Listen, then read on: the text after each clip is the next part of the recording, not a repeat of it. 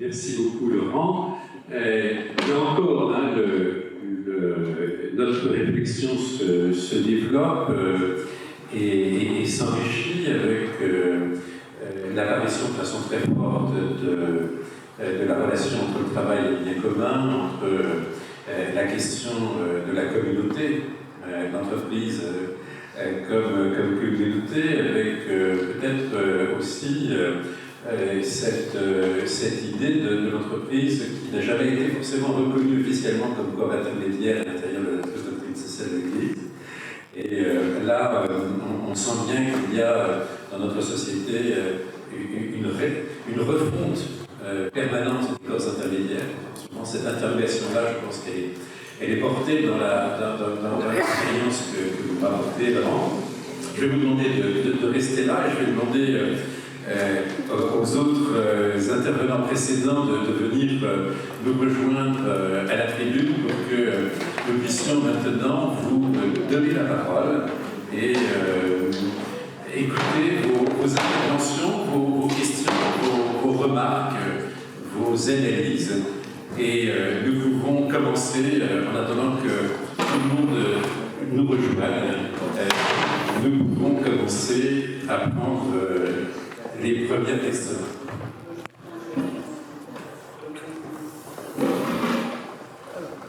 N'hésitez pas.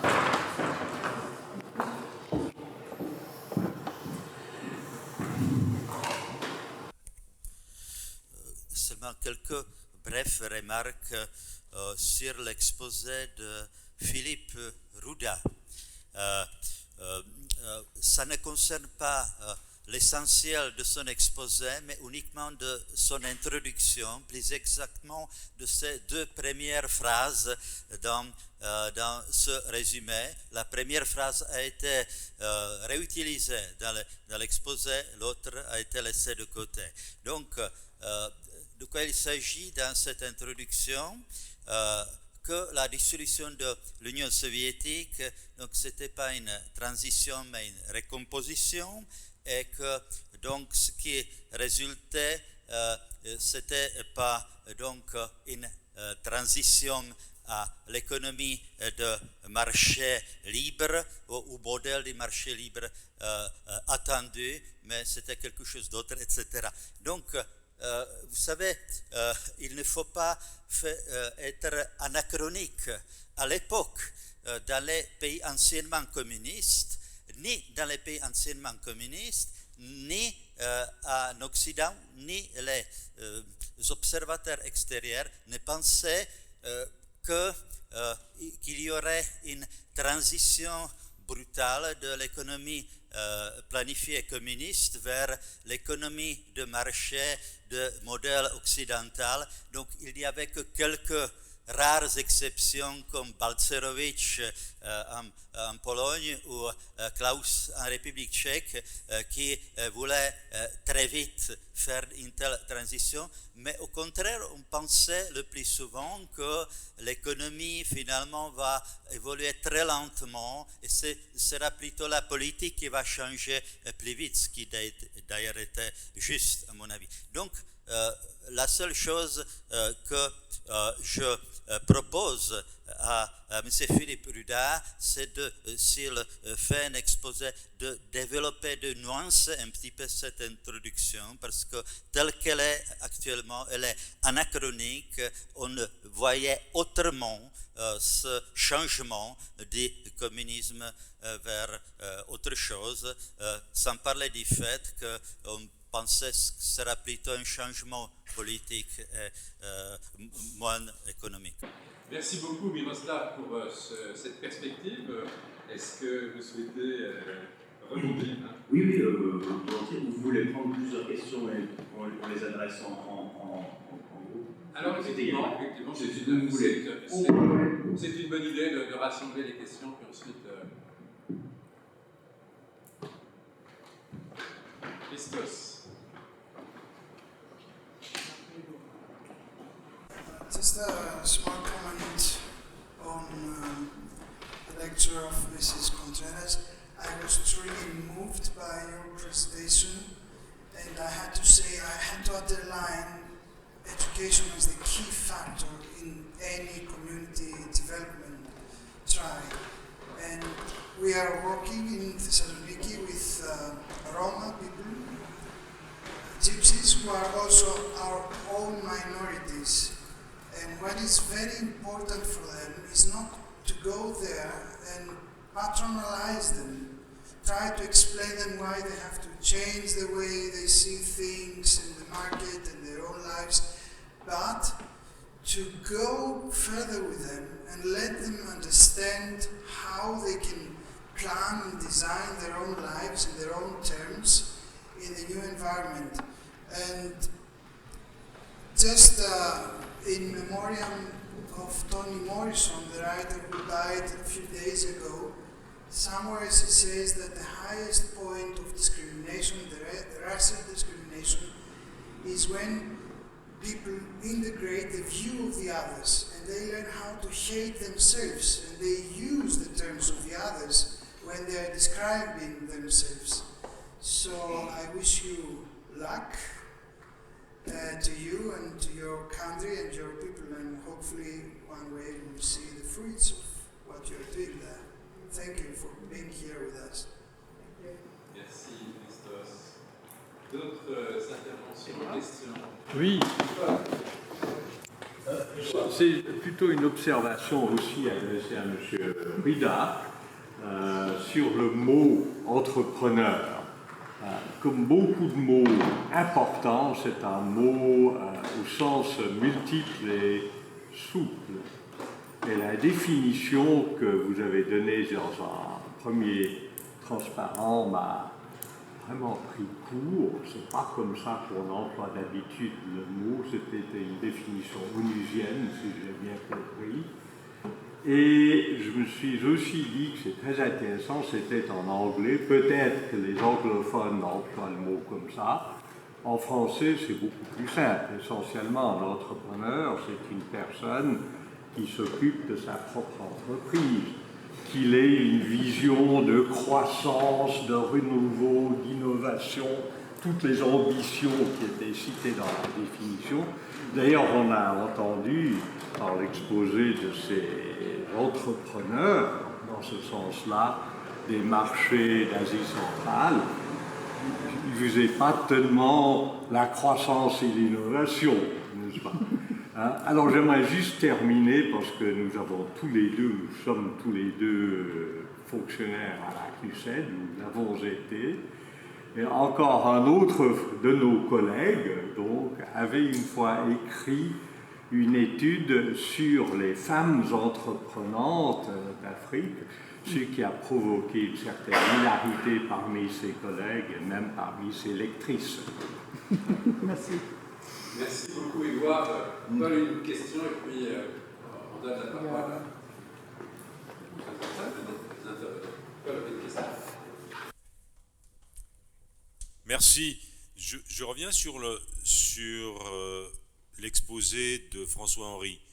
Ce tableau croisé, travail, temps, vous êtes arrêté net avant de qualifier en quelque sorte les outputs de ces deux entrepreneurs. Parce que d'un côté, on voit cette concentration sur le quoi, de l'autre côté, quelque chose de plus serein dans le long terme en prenant compte ou en tenant compte des externalités.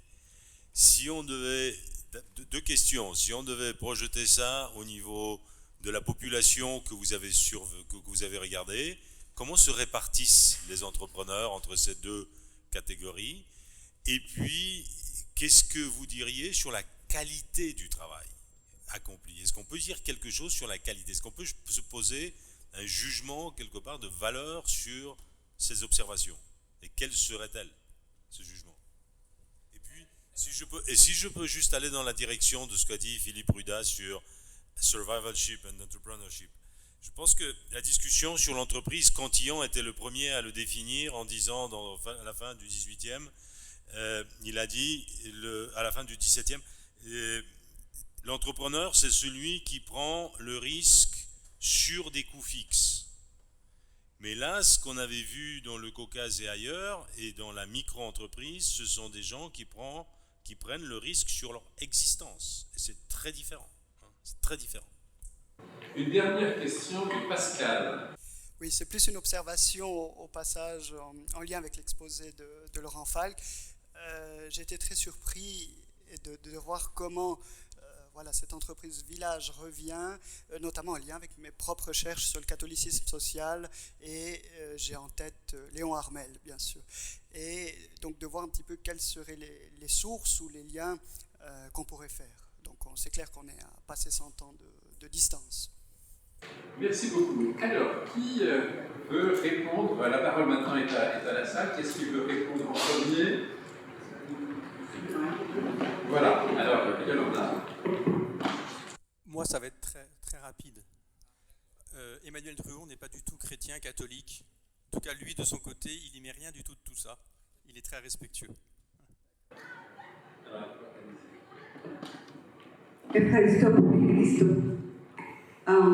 Yes, I think it's very, very difficult to try to get rid of discrimination and at the same time to understand their microcosms, I mean, the way they work, be proud of what they do, but incorporate them in the rest of the country. Because we know and we are aware of the fact, in our case, I mean, compared to Greece, I've been several times in Greece and I've been in Thessaloniki, and I've seen that discrimination towards gypsies. But one way or the other, they are not part of Greeks, you understand what I mean? But in our case, it's like, it's us, it's us. So they have to continue to be themselves because they are rich in culture. We have to understand that, but I agree with you, but it's a challenge.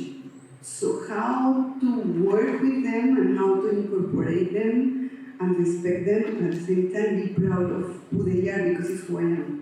So it's difficult, let's see what happens. Ευχαριστώ πολύ. Merci beaucoup. Très bien. Je vais commencer par la première question. Je ne suis pas tout à fait d'accord en fait. Avec votre remarque. Alors c'est vrai qu'on peut nuancer la phrase du début, mais je pense qu'il y a quand même une volonté d'appliquer un certain modèle d'héritage néolibéral. Si on regarde le nombre d'économistes, souvent anglo-saxons, qui ont été conseillers de certains gouvernements d'ex-Union soviétique, il y avait quand même une volonté assez claire d'établir une économie de marché en pensant que ça allait être assez automatique. D'où les différences qu'on a fait peut-être par après entre transition lente, transition rapide, les théories de la thérapie du choc. Il y a quand même des différences en termes institutionnels entre certains pays, notamment la Géorgie, le Kyrgyzstan. C'est les deux pays auxquels j'ai en tête, parce que j'ai passé du temps dans ces pays pour une... La Russie a une transition un petit peu mixte, le Kazakhstan plutôt lente, l'Ouzbékistan très lente, voire quasiment inexistante. Donc je pense que c'est peut-être pas nécessairement utile maintenant, mais je pense qu'il y a une différence de vitesse dans l'évolution de ces pays en termes institutionnels et qu'il y avait une volonté d'imposer une économie de marché qu'on pensait naïvement évoluer de manière automatique. Pour la définition de l'entrepreneuriat, oui, effectivement. Moi, c'est une définition du Global Entrepreneurship Monitor qui est utilisée. C'est une recherche internationale qui émane de l'université de Boston et qui est maintenant réutilisée. Alors, tous les pays ne sont pas inclus d'année en année, mais ça fait maintenant une quinzaine d'années qu'ils appliquent cette définition. Ce n'est pas une définition onusienne. Et on en est toujours là à chercher la définition de l'entrepreneuriat. On a des discussions au sein de l'équipe entrepreneuriale de la GNUSED pour essayer de trouver un consensus. Alors, on a une définition qui est très vague pour l'instant. Je pense que c'est fait exprès. Mais voilà, on est toujours en train de chercher. Et même au niveau de l'entreprise. Il y a plusieurs notions de ce que ça peut être une entreprise. Il y a la notion allemande qui est un peu plus dirigée vers cette notion d'ingénierie, la notion juridique de l'entreprise qui est différente de la notion économique. Donc c'est vrai que c'est la confusion. Voilà.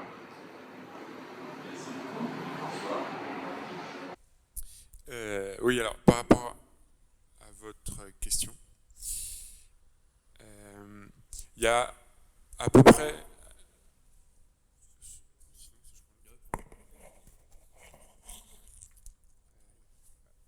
Là, vous m'entendez? Il est sur mute, là. Il est sur mute. Voilà. Ouais, comme ça.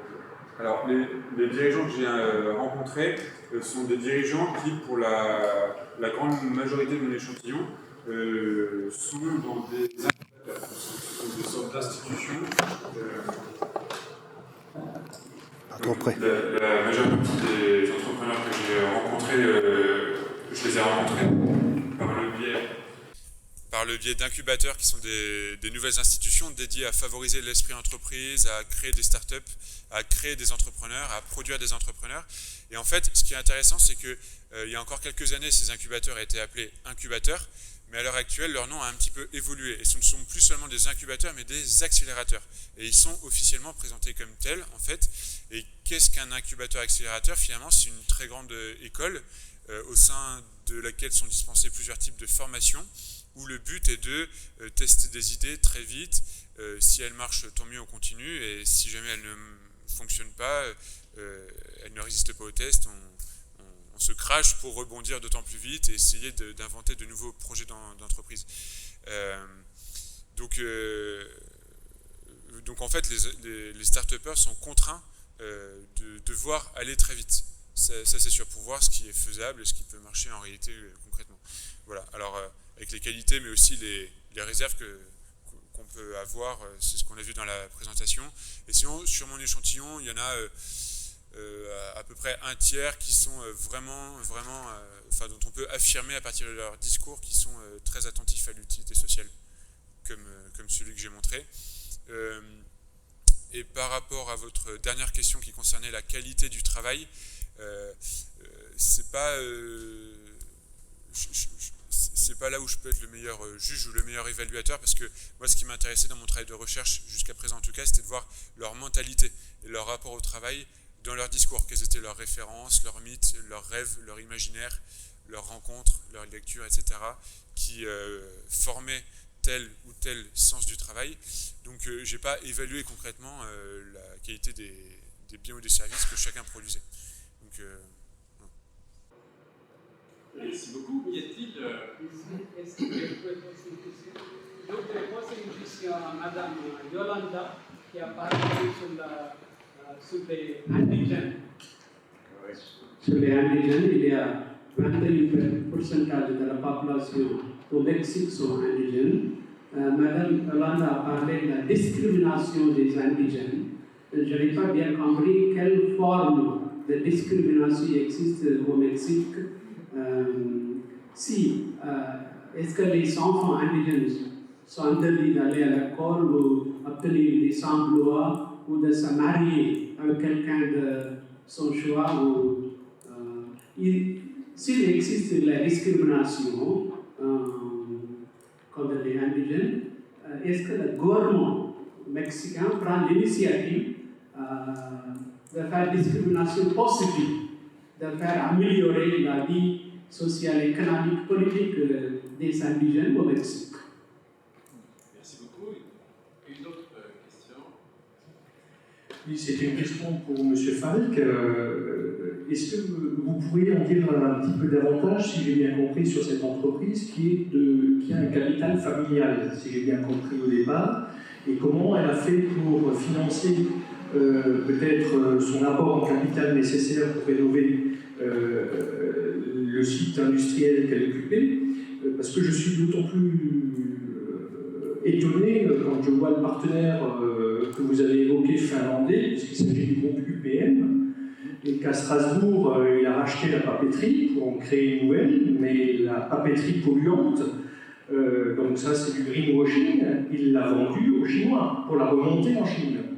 Alors, il y a peut-être une justice immanente, puisque les conteneurs, lors d'une tempête, ont été perdus en mer et l'usine n'a pas pu être reconstruite.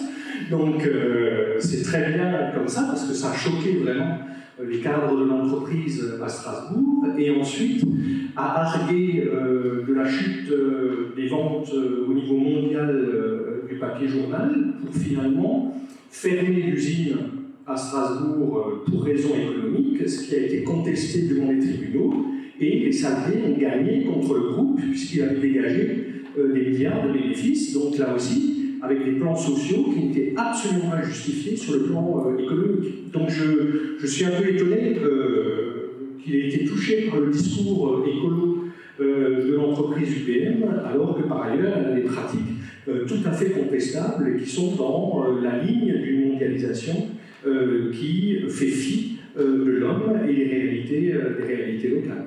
Merci beaucoup pour cette question. Yolanda, c'est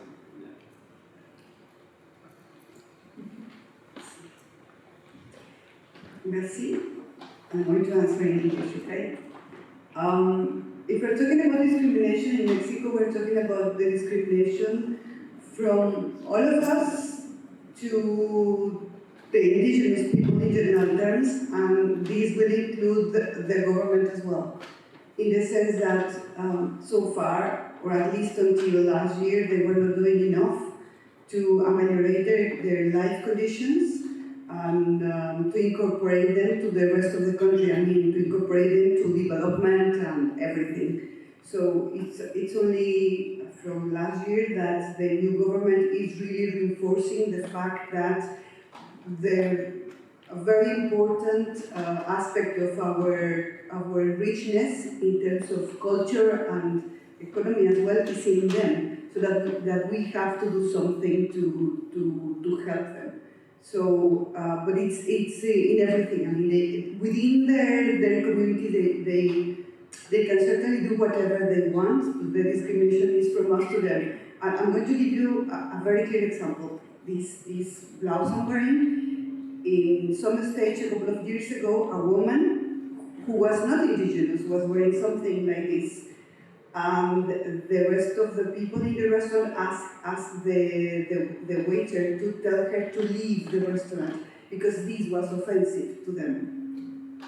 You know, because this is indigenous. It was done by them, and so please leave. And she had to leave. So that's the type of narrow-minded and, I'm sorry for the word, stupidity in my country. I mean, how can you do something like that? So it's in general terms, but again, we're working with that, and at least in my case, with all the work I do with cooperatives, I work a lot with indigenous cooperatives. Thank you. Merci beaucoup. Laurent? Je pense qu'il n'y a aucun lien entre la papeterie que vous évoquez et l'expérience qu'a eue Emmanuel Brumont, c'était dans les années 1998-1999, tel qu'il l'a décrit. Alors, je n'ai pas de nom précis et quelle expérience il a eue. Ce que je sais en tous les cas, c'est qu'il est très mal vu par ses concurrents directs, parce qu'il propose un modèle qui maintenant oblige les clients à faire le choix de l'économie avec lui et d'acheter des produits plus chers, parce que ça participe à maintenir une activité globale.